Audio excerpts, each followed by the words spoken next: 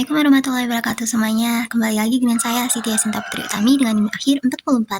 Di sini saya ingin mempresentasikan terkait praktik pembelajaran 15 menit saya untuk memenuhi tugas akhir mata kuliah model pembelajaran akuntansi, yang di sini saya mengambil mata pelajaran etika profesi akuntansi dengan model pembelajaran yaitu problem based learning dipadukan dengan studi kasus dan juga presentasi jigsaw. Selamat menyaksikan.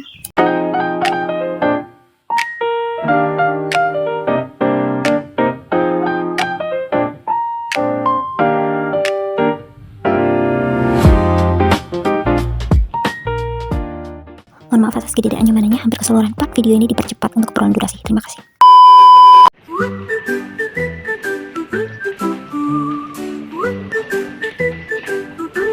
Kau bimbing kami dengan kasih. Assalamualaikum warahmatullahi wabarakatuh. Waalaikumsalam warahmatullahi wabarakatuh. Selamat pagi anak-anak. Hari Ibu. Kembali lagi di pembelajaran terkait etika profesi akuntansi di pertemuan yang ke-8. Mungkin di pertemuan sebelumnya kan kita sudah bahas terkait perilaku yang baik di akuntansi. Nah, untuk yang pertemuan ke-8 ini kita akan bahas terkait akuntansi yang mungkin ada dalam etika profesi akuntansi itu sendiri. Nah, sebelum masuk ke pembelajaran, kita mungkin lebih baiknya untuk mengawali pembelajaran pagi ini dengan doa terlebih dahulu. Berdoa supaya kepercayaan masing-masing dimulai. Itu tidak dibatasi. Ini kita lanjut saja. Jadi di pertemuan kali ini itu tidak ada presentasi yang terlalu banyak ya teman-teman. Ini lebih ke arah studi kasus. Jadi pertama-tama kalian menyadari nggak sih kalau misal kita belajar terkait etika, otomatis bakal ada sesuatu yang dilarang di dalam etika. Sebelumnya kan kita belajar terkait bagaimana seberapa banyak itu ada perilaku seorang akuntan yang baik itu bagaimana aja. Mungkin ada yang masih mencatat dan mengingat materi dari pertemuan sebelumnya. Lupa ya, tinggal semua. Oke, mungkin tidak mengingat, bisa sembari scan dulu Mengajak tugasnya. hidup dengan penuh terang. Setiap Sudah di scan semua tuh. Ya, yang di situ mungkin kalian bisa masuk ke laman webnya ini ya. penuh makna. Oke, laman di sini judulnya terkait kasus Enron, skandal akuntansi terbesar dalam sejarah korporasi. Di situ bisa kalian sambil baca. Kalau di dalam kasus Enron itu, dia itu ternyata terdapat manipulasi keuangan yang mengakibatkan kerugian pada investor. Jadi investornya itu merugi karena di dalam laporan keuangan itu nggak sesuai dengan kenyataan. Oleh karena itu kan di sini pasti ada pelanggaran etika yang dilakukan oleh seorang akuntan. Nah, dari kalian ada yang mau berpendapat terkait prinsip apa yang dilanggar atau perilaku seorang akuntan apa yang dilanggar di sini? Ada yang mau berpendapat?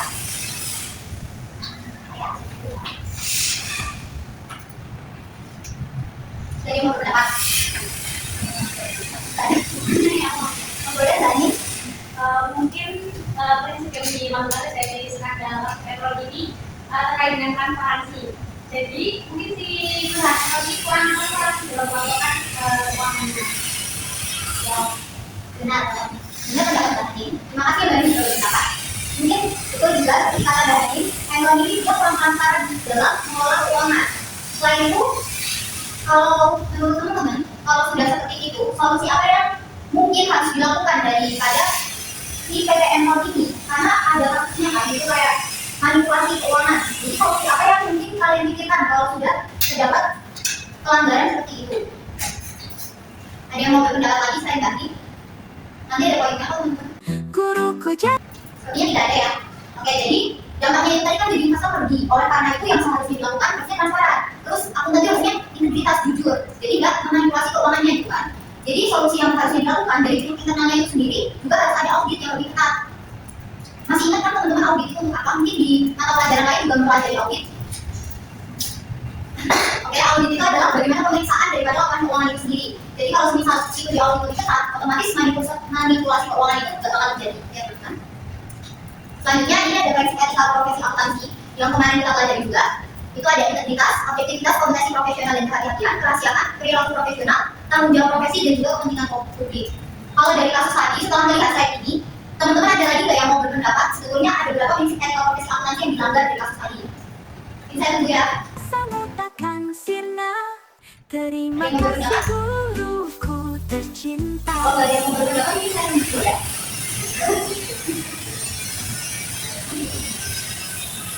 Jadi kamu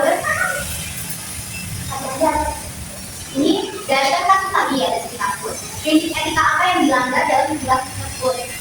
itu beragam ya, soal integritasnya ada, tapi juga konvensional, objektif, sama egoisnya.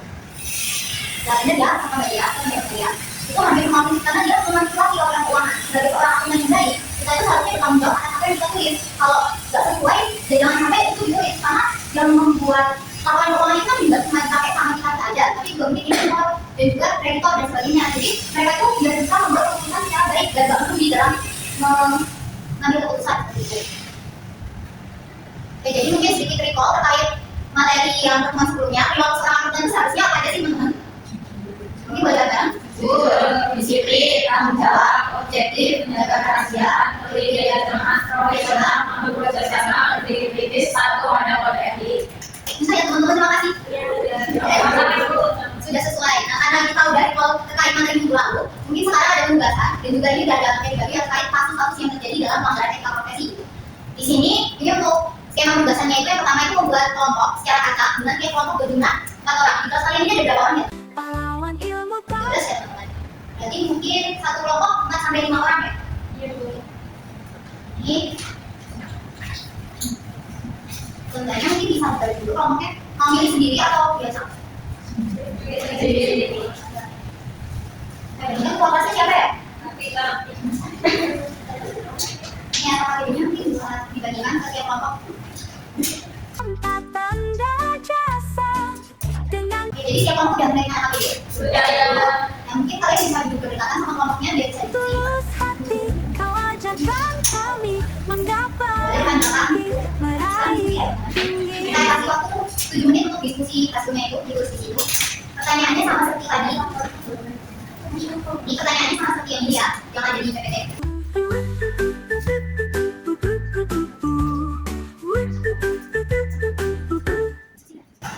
Diskusi ya. Nanti kalau ada yang kiranya nggak sesuai, boleh ditanyakan. Oh iya, di kasusnya ini ya. Mungkin bisa di scan dulu tiap kelompok. Yang mau kelompok 1 siapa kelompok 1? Ini. 1, 2, 3 ya. Ini bisa di scan.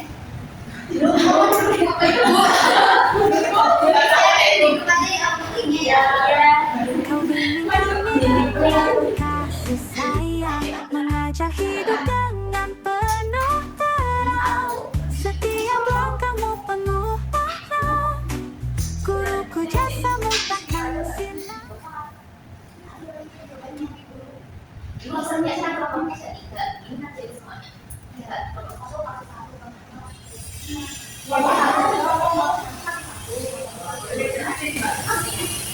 Jadi tiap kelompok tadi kan udah ada namanya ya, ini kelompok 1, kelompok 2, kelompok 3.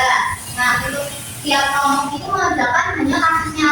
Kalau kelompok 1 ya kelompok 1, kelompok 2, kelompok 2, kelompok 3, kelompok 3. Itu ya. Coba disebutkan dulu dengan temannya. Terima kasih guruku tercinta, pahlawan ilmu tanpa tanda jasa. Dengan tulus hati kau ajarkan kami menggapai mimpi, meraih tinggi.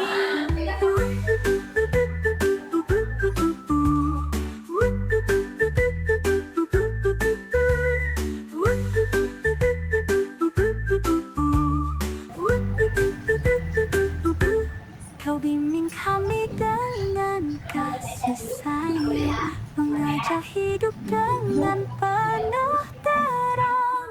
Setiap langkahmu penuh makna, guruku jasamu takkan Kalau hasil yang tidak dihormati bisa ya. sirna. Terima kasih guru. Tadi di semua tadi ada yang konsen. Ada semua itu.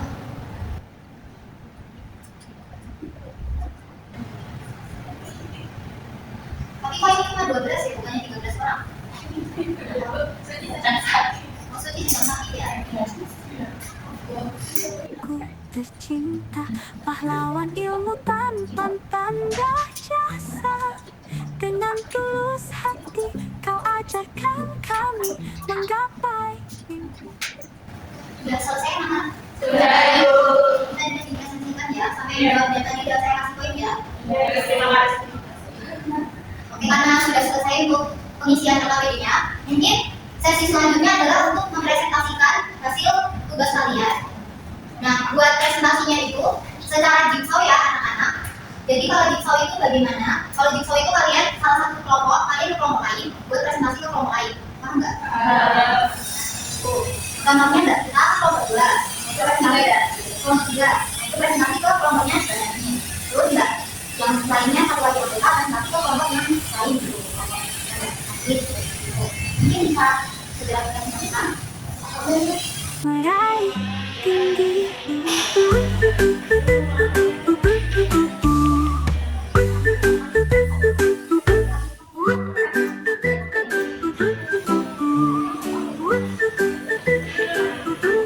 Kau bimbing kami dengan kasih sayang, mengajar hidup dengan penuh terang. Setiap langkahmu penuh makna, guruku jasamu takkan sirna.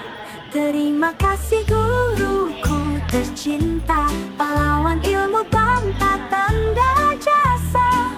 Dengan tulus hati kau ajarkan kami menggapai mimpi, meraih tinggi.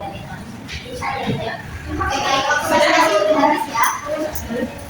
Jadi kalian sudah saling tahu kan apa yang dibahas sama kelompok lain? Jadi mungkin terakhir, mungkin ada satu orang yang bisa memberi kesimpulan atas hasil belajar kita di pertemuan ke-8 ini, yang berani maju untuk memberi kesimpulan. Nanti dapat poin.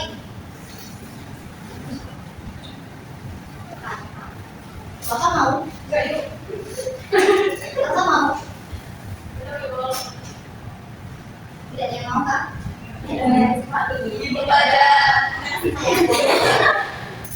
Jadi dari ketiga kasus tadi, kasus pertama itu terkait apa tadi kalau satu yang disebutkan? Terkait profesional guru. Kasusnya terkait apa? Data transaksinya bocor. Nah, data transaksinya bocor. Tapi kalau lain juga udah pada tahu kan ya. Terus kasus kedua terkait apa? Korupsi. Korupsi. Ketiga, Iya, kasus ketiga korupsi ya. Terus kasus kedua terkait apa? pembocoran info strategis perusahaan. Pembocoran info strategis perusahaan. Nah, dari tadi kan kita udah bahas terkait pelanggaran ya. Berarti pelanggaran itu ada 4 tipe yang mungkin ada. Terkait apa aja tadi? Yang pertama manipulasi keuangan. Yang kedua apa? Data bocor. Terus yang ketiga korupsi. Yang keempat tadi apa kelompoknya Mbak Nisa?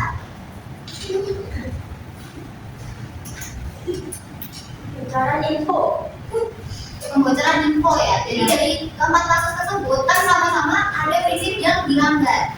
Otomatis kita sebagai seorang akuntan itu jangan sampai ada pelanggaran kayak kasus seperti itu gitu ya teman-teman. Nah mungkin cukup sekian untuk rangkuman atau kesimpulan dari pertemuan hari ini. Semoga materinya dapat masuk ke dalam hati kalian, dapat diresapi baik-baik agar kalau kalian sudah bekerja sebagai seorang akuntan itu harus bisa profesional dan berintegritas. Jangan sampai kayak kasus-kasus tadi manipulasi keuangan, korupsi, terus datanya dibocorin, kan itu bakal merugikan gak cuma kalian sendiri atau perusahaan, tapi juga orang-orang yang berkutat dari perusahaan kalian itu kayak investor, kreditor dan sebagainya, atau mungkin konsumennya itu sendiri. Jadi mungkin cukup sekian untuk pertemuan ke-8 hari ini. Ibu cukupkan. Wassalamualaikum. Ada tanya nggak? Enggak ada ya. Enggak ada ya? Oke.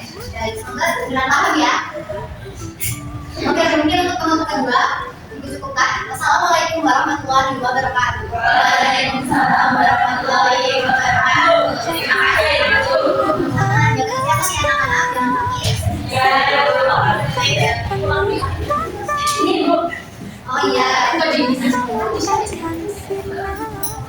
Setelah video pembelajaran 15 menit etika profesi akuntansi tersebut berakhir. Oke teman-teman, jadi sudah memetik pelajaran apa dari video ini?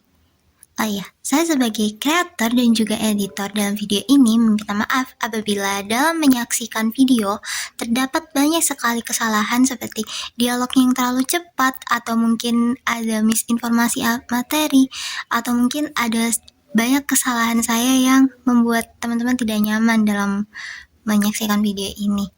Mungkin terima kasih atas perhatian dari teman-teman sampai detik ini. Saya ucapkan wassalamualaikum warahmatullahi wabarakatuh. Jangan lupa subscribe.